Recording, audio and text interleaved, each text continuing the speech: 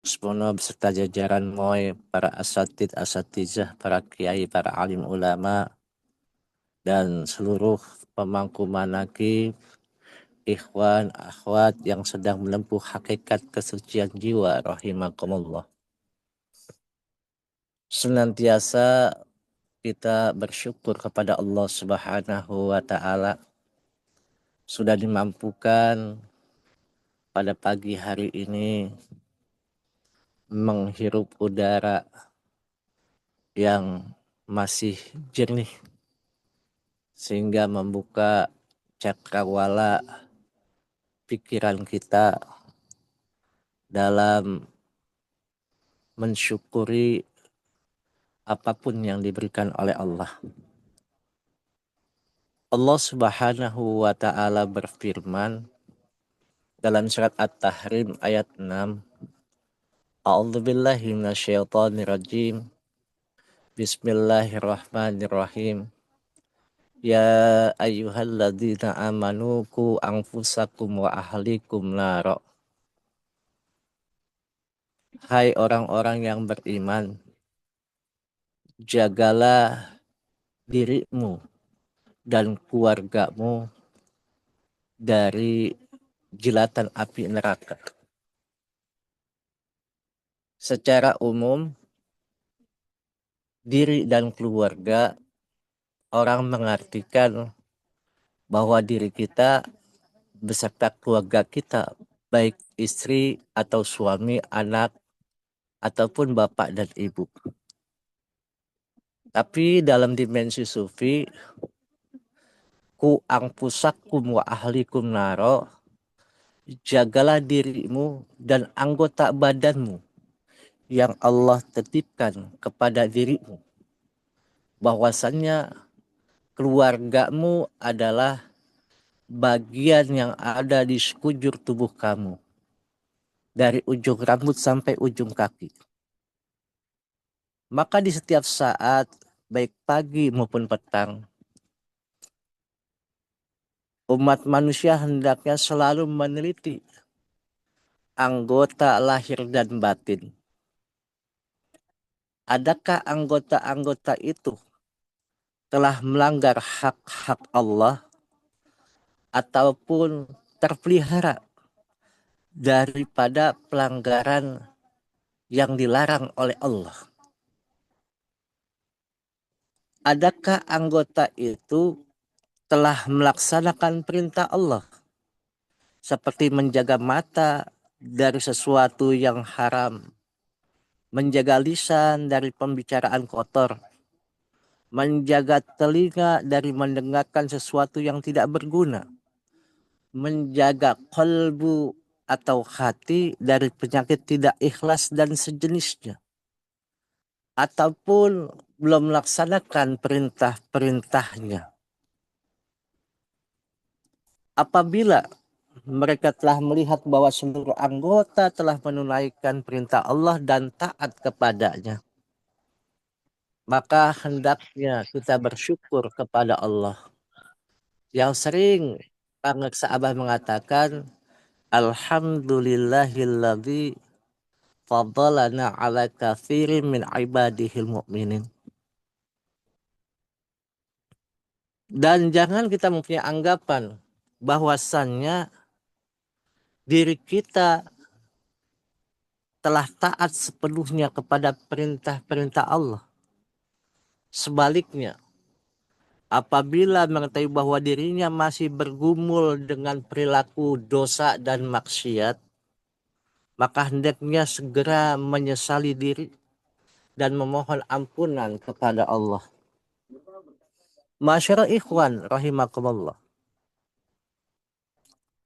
Setelah kita meneliti itu, maka bersyukur kepada Allah karena tidak ditakdirkan melakukan maksiat yang lebih banyak kecuali apa yang telah dilakukannya. Dan wajib hukumnya bersyukur kepada Allah karena anggota badan yang digunakan untuk melakukan maksiat tidak dirusak oleh Allah dengan suatu penyakit. Maka bangsa Abah sering mengatakan, sebetulnya Indonesia itu sudah wajib hukumnya untuk ditenggelamkan oleh Allah. Karena banyaknya kemaksiatan-kemaksiatan yang terjadi di negara Indonesia itu. Maka dari itu, bila kita melakukan maksiat, Allah menunjukkan merusak dengan suatu penyakit, misalnya luka, bisul, kudis, kurap, dan sebagainya, atau penyakit dalam kanker. Itu adalah hasil daripada kita bermaksiat daripada Allah. Allah berikan ujian kepadanya, apakah engkau sadar apa yang telah engkau lakukan selama ini di dunia ini. Sebab pada dasarnya, anggota yang digunakan untuk melakukan kemaksiatan berhak untuk ditimpa petaka atau siksa dari Allah. Maka hendaknya ikhwan wal akhwat bertaubat terhadap kebendaan dan keduniawian karena mencontoh Allah. Sebab Allah tidak pernah memandang kepada dunia sejak ia ciptakan semua makhluk di muka dunia ini.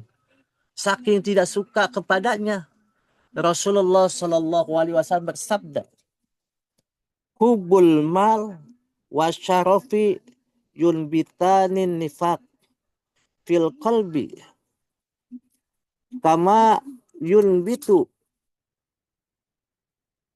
kama yunbitul ma'ul baqal." Cinta terhadap kebendaan dan kedudukan dunia dapat menumbuhkan sifat munafik di dalam hati, yakni sebagaimana air yang dapat menumbuhkan sayur mayur. Karena hubud dunia itu membuat seseorang akan timbul kemunafikan. Di satu sisi tidak mau, tapi hati menyatakan mau. Itu banyak terjadi. Dan menghinggapi penyakit-penyakit nifak dalam diri kita. Orang yang beribadah kepada Allah dengan melaksanakan segala perintah, tetapi ia masih juga mencintai kebendaan dan kedudukan dunia, maka di yaumil mahsyar kejelekannya akan diumumkan kepada seluruh makhluk, yakni akan dikumandangkan dengan pengumuman, wahai umat manusia, ketahuilah bahwa orang ini Fulan bin Fulan pada waktu di dunia dia cinta sekali terhadap kebendaan, kedudukan di dunia yang sangat dibenci oleh Allah. Maka mendengar pengumuman itu, ia merasa sangat malu, hampir-hampir daging wajahnya terkelupas. Demikian yang sudah disampaikan di dalam kitab Al-Minahus Saniyah dari Sufyan As-Sauri memberikan keterangan itu, bahwasannya manusia-manusia yang terlalu cinta berlebihan terhadap dunia, maka diumumkan nanti di yaumil kiamah seperti itu. Yang malunya luar biasa sehingga hampir daging di sekujur tubuhnya terkelupas saking merasa malunya. Maka menurut Syekh Sufyan As-Sauri, cinta terhadap kebendaan dan kedudukan dunia yang tercela itu ialah melebihi kebutuhan syar'i. Maksudnya, seseorang yang mencintai dunia itu melebihi kebutuhannya saja di dunia, maka itu akan menyesatkannya.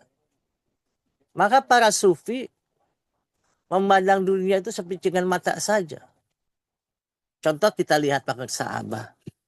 Abah mah tidak perlu apa-apa, tapi sudah disediakan oleh Allah. Tapi apa yang kita minta kepada Abah, Abah pasti memberikan. Cuma kalau kita meminta langsung kepada paksa Abah, berarti murid itu murid berdegong. Karena apa? Merasa gurunya seperti sobatnya. Merasa gurunya seperti orang yang memang sejajar kedudukannya. Maka ini yang menjadi bagaimana adab dan akhlak kita kepada guru kita. Sedang kalau hanya sekedar memenuhi kebutuhan hidup, tidak berlebihan dan bermewah-mewahan, itu dikatakan cinta terhadap kebendaan keduniaan hanya sepicingan saja. Tapi kebanyakan manusia kalau sudah diberikan nikmat dengan kebendaan, dengan harta dan kekuasaan, itu melalaikannya. Sehingga merasa itu sudah miliknya, sudah kepunyaannya.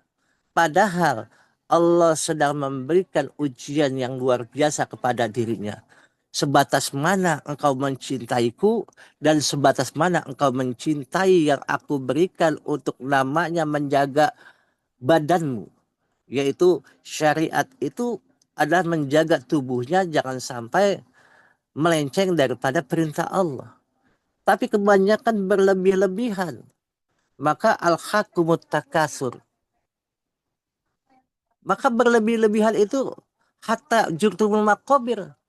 Jadi bermegah-megahan, terlalu berlebih-lebihan itu sampai engkau masuk ke dalam kubur.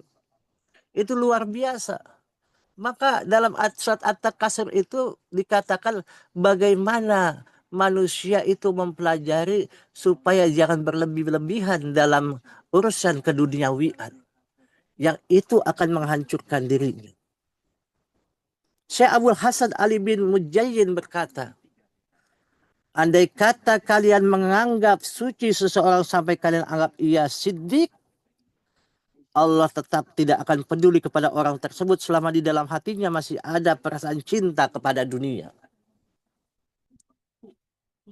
Bukan kita tidak boleh menikmati dunia, tetapi jangan sampai dunia itu masuk ke dalam kalbu kita, masuk ke dalam hati kita secara berlebihan, sehingga kita melalaikan perintah Allah.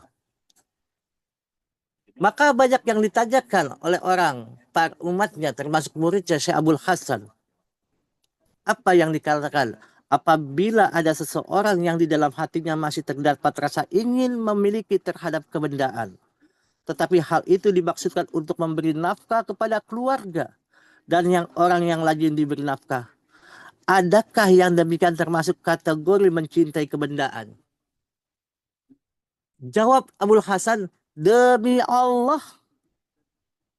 Guru kita berkata, demi Allah. Sering mengatakan itu.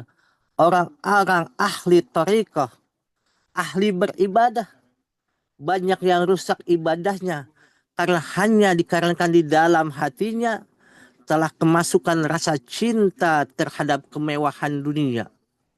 Kemudian kemewahan dunia itu dibagi-bagikan kepada orang-orang yang rezekinya telah ditentukan Allah Subhanahu wa taala. Sedang kebendaan dan keduniawian yang telah masuk ke dalam hatinya bisa menjadi penghalang yang memutuskan hubungannya harmonis antara dirinya dengan Allah.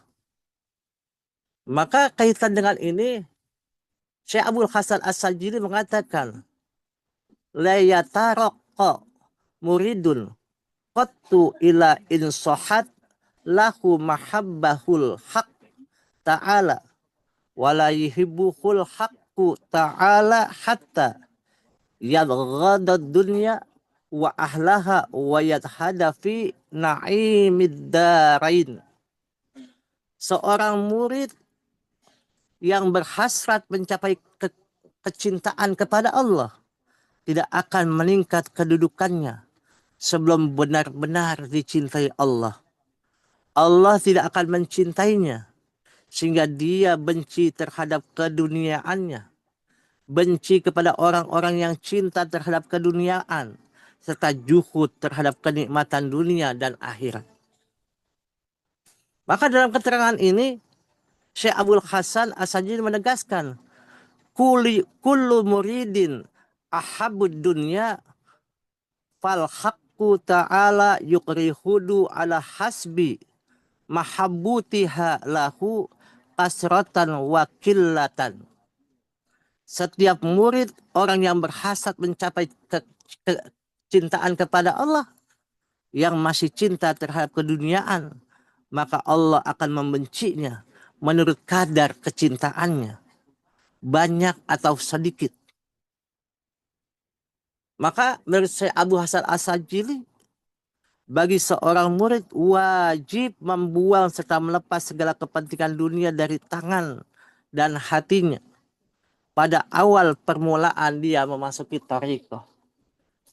Maksudnya bukan kita tidak harus menikmati dunia, tapi dunia dijadikan hanya jembatan saja agar dia mendapat kecintaan dari Allah.